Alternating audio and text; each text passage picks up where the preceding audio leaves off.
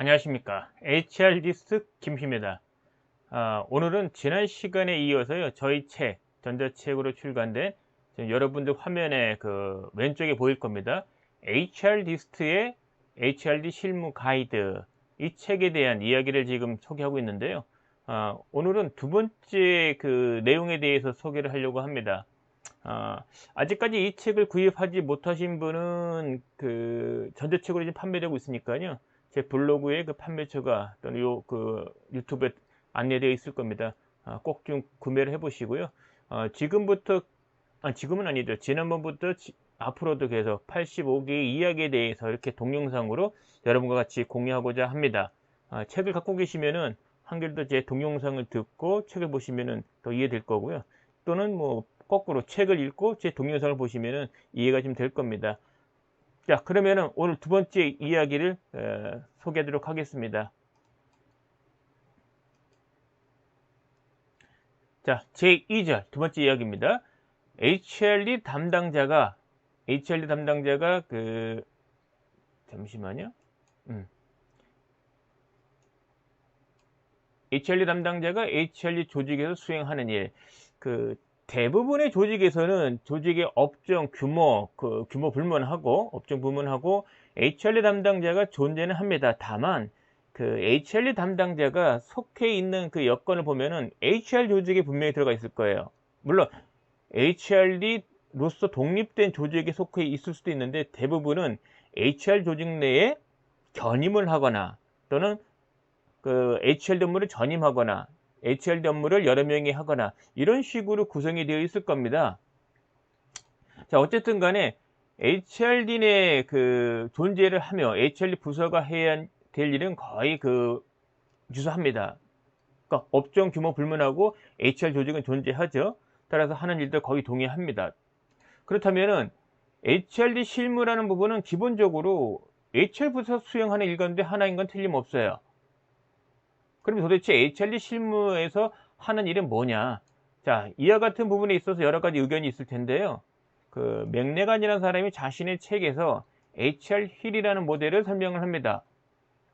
자, 이 안에 따르면은 교육 훈련, 트레이닝 앤 디벨롭먼트에서 TD라 부르고요. 경력 개발, 커리어 디벨롭먼트 약자로 해서 CD, 조직 개발, 오거나이제이션 디벨롭먼트에서 OD.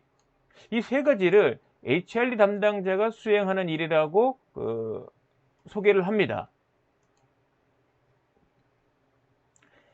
또 수완슨이라는 학자가 자신의 그 저서에서 말하기를 HRD는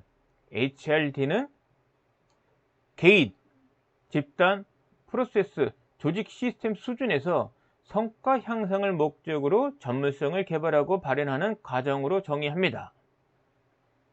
자, 핵심은 그러니까 조직의 목표 달성에 필요한 성과 향상을 목적으로 전문성의 개발, 이쪽에 포커스에 있는 거죠. 특히 스완스는 이 전문성 개발 쪽에 더 강조를 하고는 있어요. 어쨌거나 그 HRD 직무를 그 소개를 할 때 대부분의 그 학자들은 교육 훈련과 그 다음에 조직 개발, 이 두 가지 부분을 강조를 필요하고 있습니다. 그런데 전략의 대가인 케플란하고 노튼이 자신의 그 저서 얼라이먼트라는 책을 통해서 HR의 전략 목표에 대해서 언급을 한 게 있습니다. 그러니까 회사 업종 규모 불문하고 HR 전략 목표가 있다. 자, 그 부분에 대한 걸 좀 소개를 하면은요. 그 전사학 목표 중에 HR 부서에서 수행할 전략 목표라면은 첫 번째, 리더와 구성원의 역량 개발, 조직 문화에 대한 이해도와 실천 수준 향상, 조직 개발에 관련된 이슈 해결이 HR의 목표라는 겁니다. 그렇다면 이런 생각할 필요가 있죠. 이와 같은 전사 목표 중에 HR 조직이 그 달성의 목표가 있는데, 그러면 이 부분에 대한 거를 누가 제일 잘 하냐 이거죠. HR 조직 내에서. 그 부분에 대한 거를 이야기하는 겁니다. 자, 이걸 좀 바꿔볼까요? 그래서 요 부분에 대한 거는 최근에 올수록 이와 같은 것을 HRD 담당자가 도맡아 할 확률이 높다는 거죠. 자, 다음 보겠습니다. HRD 담당자는 인재 육성이라는 무대의 주인공이 아니라 연기자, 주인공이나 연기자가 아니라 스텝이라는 겁니다. 자, 무슨 얘기냐면은 인재 육성이 부각되는 시점은 되게 조직이 어려운 상황이에요. 재무 상태가 안 좋거나 성장이 적신호켜지거나 심각한 사고가 발생되면 이때 부각되는 게 사실은 인재 육성에 관심을 갖습니다. 예컨대 지난 2014년도 4월에 세월호 침몰 사고 발생했을 경우 그때 보면은 해운사의 교육 부재를 또 얘기해요. 그리고 안전사고 예방 교육을 막 강조합니다. 보니까 실제 교육 안 했다는 거예요. 그래서 이 사고 이후로 안전교육이 된 걸 엄청 강화했죠. 그전까지는 무관심했었는데. 그래서 여러분들 기업에서 이런 구호 많이 봤을 거예요. 정신재무장 극기훈련, 초심으로 돌아가자. 되게 위기 극복을 위한 혁신을 할 때 이런 구호가 많이 넘쳐납니다. 그런데 이와 같은 활동을 계획하고 실행하는 담당자가 대부분은 HRD 담당자예요. 그러다 보니까 HRD 담당자 하면 떠오르는 이미지가 뭔가 좀 피곤하게 만드는 그런 하는 일로 많이 연상이 되고 있어요. 그런데 역으로 최고의 경영 성과 달성을 축하하는 자리 보면은 또 행사 지원 역할만 합니다. 예를 들면은 고객 만족 경영, 품질 경영, 좋은 직장 등 이런 걸 수상하는 자리에 보면은 홍보 부서가 참석을 해서 수상을 받지 HR 부서가 참석하거나 HRD 담당자가 참석하는 경우는 드물죠. 이것만 보더라도 조직 차원에서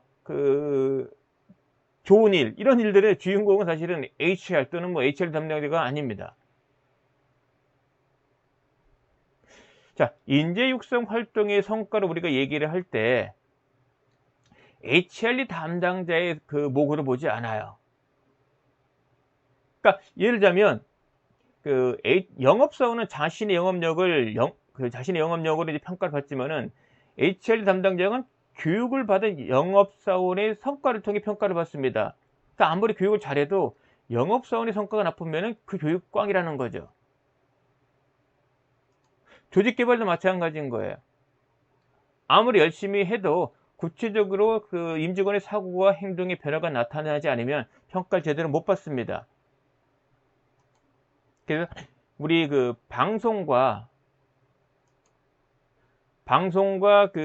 영화를 만드는 데 보면은 스텝이 출연진을 통해서 평가받는 건 똑같아요. 아무리 스텝이 뛰어나도 출연진이 통해서 영화 성과가 안 좋으면은 결국 그 영화에 대한 스텝의 역량은 발휘 안 되는 거 보는 거죠. 능력이 없다고 보는 거죠. 그래, 그런 거 보면은 HRD 담당자는 인사를 포함해서 어떤 전사 활동에 있어서 특히 인재 육성 관련해서는 연기자 또는 주인공이 아니라 스텝이라는 겁니다. 동의하시는지 모르겠습니다. 자, 그 다음 임직원에 대한 사고와 행동의 변화를 만들어내는 일이다. 그러니까 HRD 담당자의 일의 속성에 대해서 말씀을 드리고 있는데 결국은 핵심은요, 임직원에 대한 사고와 행동의 변화를 만들어내는 이게 본질입니다. 그래서 이 부분에 대한 걸 좀 구체적으로 말씀드리면 임직원들이 모르면 알게 하는 거고요. 알면 행동하게 만드는 거고 행동을 하면은 성과를 만들어내게 하는 일입니다. 근데 사실 여러분 자녀 교육을 염두에 두신다면 부모 마음대로 사실 안 되는 게 자녀 교육이죠. 아무리 잘해줘도 자식 입장에 상당히 부족하다고 하고 또 귀찮다고 생각을 해요. 조직 내 인재 육성 활동도 사실 이런 측면이 있습니다. 아무리 잘해줘도 항상 부족을 한 거고요. 또 때로는 지겹다고 얘기하죠. 귀찮다고 이렇게 여기기도 합니다. 자, 지금 시각을 좀 바꿔서요. 경영 전략을 달성하기 위해서 HR에게 부과된 전략 목표 중에 HR 담당자가 해야 되는 전략 목표 이 부분이 있습니다. 근데 이게 쉽지는 않죠. 그리고 지속적으로 이 같은 것을 성과내기 어려워요. 특히 직원들에게 제공하는 각종 교육 활동의 효과가 금방 나타나는 것이 아닙니다. 그리고 이와 같은 것이 그 성과가 나오려면 사실 지속적으로 이런 교육적 인재 육성 활동을 해야 되는 거거든요. 그래서 기본적으로 구성원에 대한 그 변화를 만드는 건데 이와 같은 변화 만드는 것은 쉽지 않다. 자, 그러다 보니까 인재 육성 활동은 잘해야 본전이다, 이런 생각을 하실 수가 있는데요. 한번 볼까요? HRD 직무는 나만 잘한다고 되는 일은 아니죠. 결국은 임직원들이 잘해야 되는 일이에요. 그들의 사고와 행동의 변화가 나타내는 것이 HRD 담당자의 일인 거죠. 회사에서 요구하는 그 높은 수준의 그 변화를 만드는 것은 쉽지 않습니다. 따라서 HRD 담당자 입장에서 본다면 업적 평가가 좋은 결과가 받기는 어려워요. 그래서 HRD 담당자는 아무리 잘해야 본전이다, 이런 말들이 있습니다.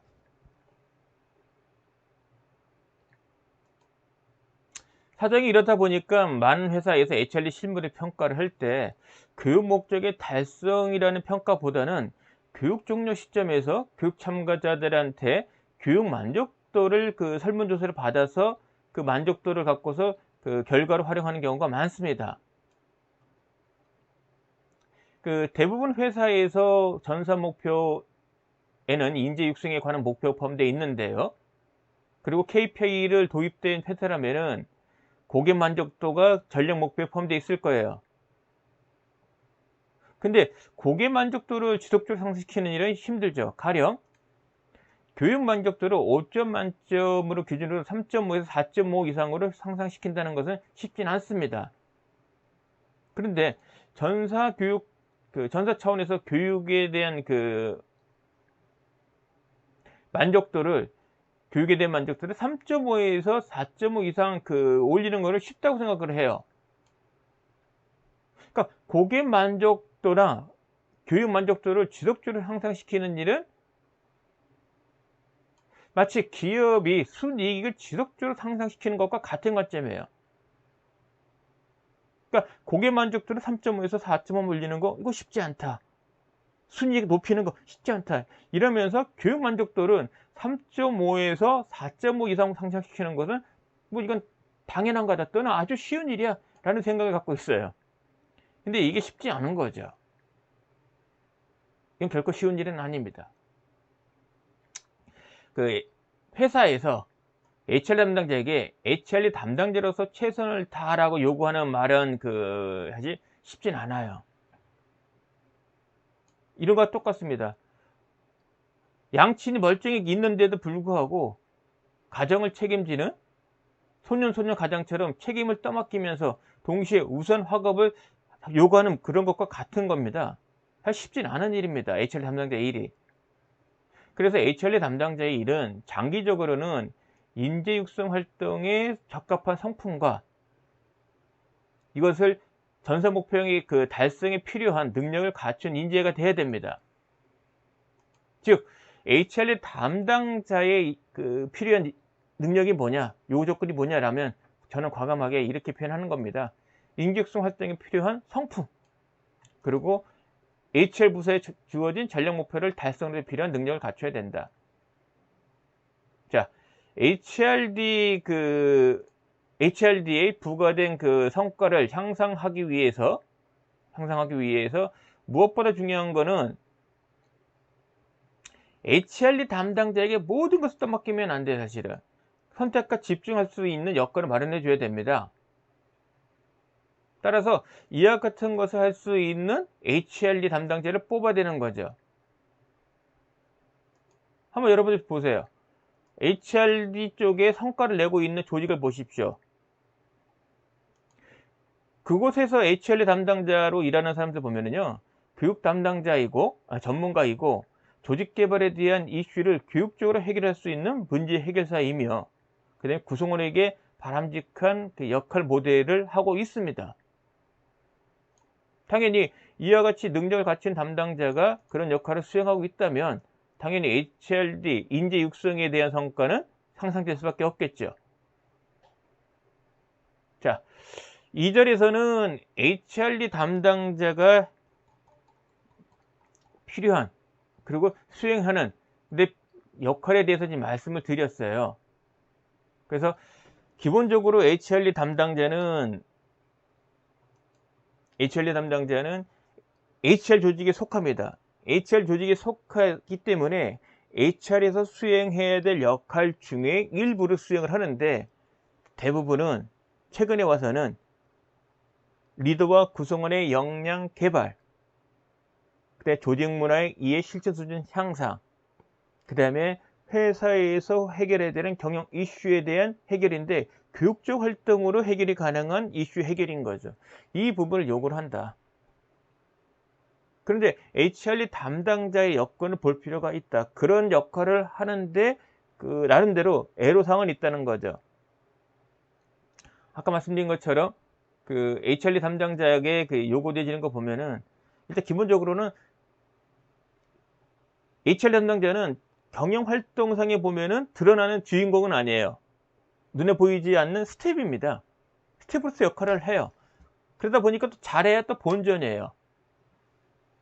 근데 이들이 하는 일이 본질은 뭐냐? HR 담당자의 일은 변화를 만들어내는 일이에요. 그 임직원의 생각과 행동에 변화를 만드는 거란 거죠. 근데 이게 잘해 본전인 거예요. 가령 그 교육 만족도를 뭐 3.5에서 4.1대로 이거 쉽다고 생각하는데 어려운 일입니다. 고객 만족도를 그만큼 올리는 거나 아니면 이익 수준을 그만큼 올리는 것과 같은 의미예요. 그러니까 아무나 할 수 있는 건 사실은 아닌 거죠. 그래서 이와 같은 일의 특성을 알고 거기에 맞는 성품과 이거를 수행할 수 있는 능력을 갖춘 사람이 HR 담당자를 해야 되는데 어디 그 대기업 빼고는 그렇습니까? 겸업무를 하는 사람, 기존에 이미 뽑아놓은 사람 중에 겸업무를 시키거나 그리고 이미 뽑혀져 있는 직원들 중에서 HRD 담당자 업무를 시키려고 하죠. 근데 막상 그 아까도 말씀드렸지만은 HR 활동을 잘하는 사람 보면 애당초 그걸 전문가를 뽑고요. 그걸 할 수 있는 성품과 수행 능력을 아예 고려해서 뽑는다는 거죠.